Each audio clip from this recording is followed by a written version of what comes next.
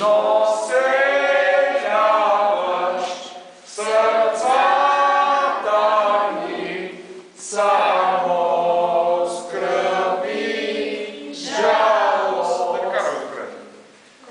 Защото, който е бил в тази хубава гора, която ще видим като излезем, Родопската гора, Родопската гора,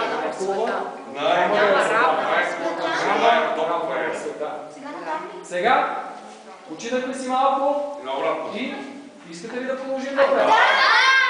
И на кой метър сме в момента? В момента сме на около 450 метър. След това едно сериозно препятствие напред. Така че ако искате да минем, ще трябва доста да се потрудим. Деца, какво правим? Сега си опитват децата.